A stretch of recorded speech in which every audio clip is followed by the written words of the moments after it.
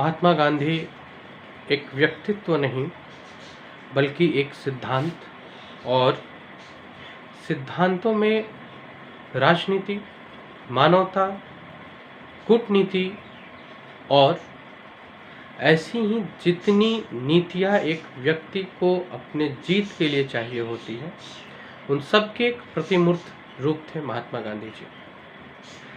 भारत की चर्चा कहीं भी हो इस विश्व में, अगर कोई एक नाम भारत के चर्चा के साथ अपने आप जुड़ जाएगा तो वो है मोहनदास करमचंद गांधी जी। गांधी जी अपने पूरे जीवन में अपने लक्ष्यों की ओर, अपने लक्ष्य के लिए अग्रसर होते ही दिखे। और आज गांधी जयंती के अवसर पे मैं उनके जीवन से, उनके सिद्धांतों से लिए गए 4-5 शिक्षाओं पर बात करूंगा, जो न केवल as a civil service aspirants बल्कि जीवन के हर क्षेत्र में कामयाबी दिलाने में ज़बरदस्त मदद करने वाली है। गांधी जी के जीवन को हम लोग एक व्यक्ति नहीं बल्कि एक नीति, एक आदर्श और एक नीतियों के संहिता के रूप में देख सकते हैं। और जब इस रूप में हम उनके जीवन के पन्नों को पलटते हैं तो जो सबसे पहला पन्ना हमारे सामने उजागर होता है वो है अन्याय से लड़ना, चाहे आप जिस परिस्थिति में, जिस जगह भी हो।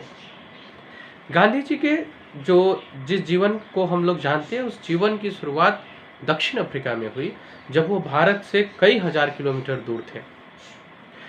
और उन्होंने वहाँ जब अन्याय देखा तो उनके मस्तिष्क में ऐसे कोई प्रश्न नहीं उठे कि मैं अपने देश से दूर हूँ, मैं जहाँ हूँ वहाँ मुझे कितने लोगों का साथ मिलेगा, मैं इस युद्ध को कितना लंबा खींच पाऊँगा, बल्कि वो केवल एक बात पे, जिस पे वो चलते रहे, जो उनका सिद्धांत था, और उस केवल एक बात को उन्होंने अपनाया, वो था बुराई का विरोध करना। साउथ अफ्रीका की धरती पर ही अपना पहला सत्याग्रह किए और साउथ अफ्रीका से ही इन्होंने ये बता दिया था कि पूरे विश्व में अब कहीं भी अगर अन्याय हुआ तो वहाँ एक व्यक्ति जो विनम्रतापूर्वक आपको रोकेगा, आपको रोकने से, आपको उस काम को करने से मना करेगा, वो होंगे भारत के मोहनदास करमचंद गांधी जी। बात आंदोलन के समय की है। नेहरू जी और गांधी जी दोनों के व्यक्तिगत संबंध बहुत अच्छे थे, लेकिन नीतियों की बात की जाए तो गांधी जी के कुछ नीति से नेहरू जी सहमत नहीं थे। शायद इस सहमति का कारण दोनों के बीच का जो उम्र अंतर था वो हो सकता है, दोनों के बीच के अनुभव की कमी हो सकती है। और वो सिद्धांत थी गांधी जी के युद्ध नीति या आंदोलन नीति का सिद्धांत, जो था संघर्ष, समझौता, संघर्ष, जबकि नेहरू जी इसके खिलाफ रहते थे। नेहरू जी का था संघर्ष, संघर्ष और संघर्ष। अंततः 1930 के दशक के अंत आते आते नेहरू जी ने गांधी जी के समक्ष कर जोड़ के इस बात को स्वीकार किया कि यस, अगर किसी बड़े उद्देश्य की प्राप्ति करनी है तो संघर्ष, समझौता, संघर्ष, ये नीति ही सर्वोपरि होती है। काफ़ी बार हमारे तैयारी के दौरान ऐसा होता है कि हम काफ़ी संघर्ष किए होते हैं, इसके बावजूद जो अपेक्षित परिणाम हम सोचते हैं वो नहीं मिल पाता, और फिर ऐसे में परेशान हो जाते हैं। ऐसे जीवन में, जीवन के ऐसे घटनों में गांधी जी की यह नीति यथार्थ साबित होती है कि ऐसे परिस्थिति में आप जो परिणाम हुए उसके साथ समझौता कर ले और फिर आगे लड़ाई के लिए तैयार हो, फिर से संघर्ष करें। नेहरू जी और गांधी जी के बीच योग्यता, उम्र, चाहे जो भी रहा हो, अंततः नेहरू जी को स्वीकार करना पड़ा, और सच तो सच होता ही है। गांधी जी के जीवन से जो दूसरी सीख मुझे मिली वो ये कि किसी भी संघर्ष को एक लंबा खींचने के बजाय संघर्ष, समझौता और संघर्ष की नीति अपनाई जाए तो वो ज्यादा लंबी और ज्यादा करीब पहुंचती है। केवल एक लाठी के सहारे पैदल मीलों चले जाना, दिनों दिन अपने ओजस्वी भाषणों से लोगों को प्रभावित करना, या किसी भी परिस्थिति में किसी के सामने भी खड़े होकर सच के लिए लड़ने की ताकत देना, आखिर ऐसा क्या ऊर्जा था इनके अंदर? आखिर ऐसा क्या था कि लोग इन्हें पुरुष से देवता की श्रेणी में रखने लगे थे?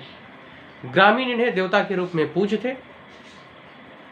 इस प्रश्न के जवाब में गांधी जी ने ही खुद जिस विषय पे चर्चा की वो हम सभी युवाओं के लिए संभवतः अपने जीवन की सबसे बड़ी शक्ति के रूप में हम इसे अपना सकते हैं, और वो था कैलिवशी अर्थात ब्रह्मचर्य।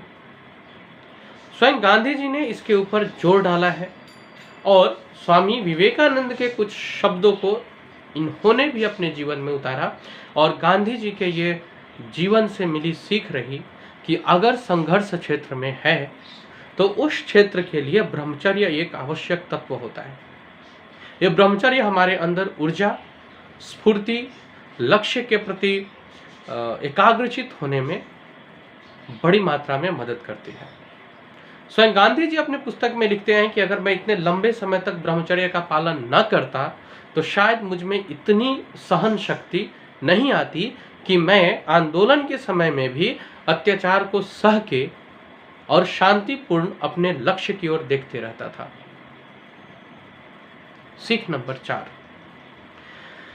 गीता के कृष्ण को ले और उनके शब्दों को थोड़ा सा हेरफेर कर दिया जाए, जबकि इंटेंशन सेम रहे, तो हम कह सकते हैं कि श्री कृष्ण भी गीता के पहले अहिंसा के ही समर्थक रहे। युद्ध तो मजबूरी थी, युद्ध को टालने के लिए हर संभव प्रयास किए, और स्वयं कृष्ण ने कहा है कि शांति सबसे महत्वपूर्ण और सबसे बढ़िया विकल्प होता है।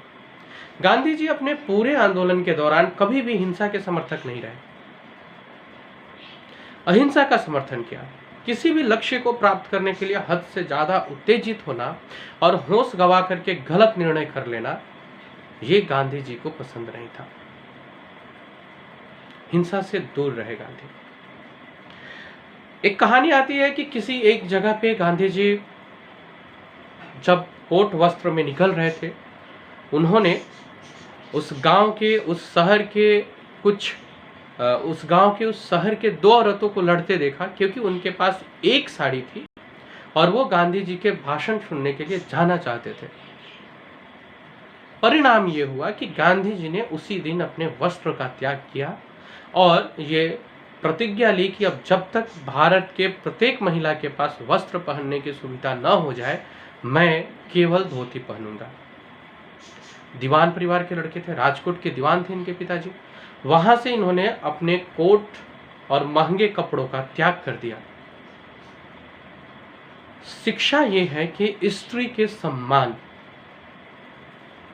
स्वतंत्रता, बंधन, उपनिवेशवाद या चाहे जिस परिस्थिति में जहां हम जी रहे हो, स्त्री के सम्मान से बढ़कर कुछ भी नहीं होता, इसे गांधी जी ने दर्शाया। बड़प्पन इसमें नहीं है कि मैं बड़ा बन के स्त्रियों का अपमान करता फिरूं, बल्कि बड़प्पन इसमें है कि मैं स्त्री के सम्मान के लिए अगर छोटा भी बनना पड़ता है तो मैं बनने को तैयार हूं। ये वो 5 शिक्षाएं थी जो मैंने गांधी जी के जीवन से ली, और मैं चाहूंगा कि मैं इन शिक्षाओं को सारे जीवन अपने साथ कैरी कर पाऊं। ईश्वर मुझे वो शक्ति दे कि मैं इन सारी शिक्षाओं को रोक पाऊं। गांधी जी के अवसर पे, गांधी जी के जन्म दिवस के अवसर पे मैं जो मुझे अगर कुछ कहना पड़े खुद से, तो मैं एक बात कहूँगा कि गांधी कोई व्यक्ति नहीं थे जिसे हम गोलियों से मार सकें। गांधी किसी गोली से मरने वाले इंसान नहीं थे। गांधी एक सिद्धांत थे, लेकिन गांधी को आज हम दिन मारते रहते हैं। जब कभी हम फाइल के नीचे पैसे लगा के, वहीं गांधी जी के तस्वीर वाले पैसे लगा के और भ्रष्टाचार के कार्य को करवाते हैं, हम गांधी को मारते हैं। जब हम छोटे छोटे बात पे एक भीड़ का रूप पकड़ के और किसी को पीट के जान से मार डालते हैं, उस दिन हम गांधी को मार डालते हैं। जब निर्भया जैसा कांड होता है, जब भारत की नारियों के साथ बलात्कार की परिस्थिति बनती है, उस समय हम गांधी को मार देते हैं। किसी की गोलियों में ताकत नहीं थी गांधी को मारने की। गांधी अजर अमर हर युग हर काल में पाए जाएंगे। उनकी नीतियां हर जगह दर्शाई जाएगी। जब हिंदू मुसलमान के नाम पे एक दूसरे को काटने और मारने के लिए हम खड़े हो जाते हैं, विश्वास कीजिए गांधी मर जाते हैं। जब रुपये के बदले हम देश को बेचने तक से नहीं कतराते हैं, शर्म से गांधी मर जाते हैं। गांधी दिवस पे एक शपथ के साथ कि हो सके तो अपने जीवन में जानबूझ के गांधी को कभी मत मारिए। Thank you. अगर अच्छा लगा हो तो मुझे ज़रूर बताइएगा। मोटिवेशन के लिए भी मैंने कुछ आप लोगों के कमेंट्स मांगे थे और मुझे बेहद खुशी है कि मैंने जितना उम्मीद किया था उससे 2-2.5 गुना ज़्यादा आप लोगों का साथ मिला मुझे। मैं बहुत जल्द मोटिवेशन के कुछ वीडियोज़ के साथ आ रहा हूँ। आपको डेफिनेटली अच्छा लगेगा, बट मुझे भी अच्छा लगेगा अगर आप मेरी कमियों या अच्छाइयों को कमेंट्स में बताएं। Thank you.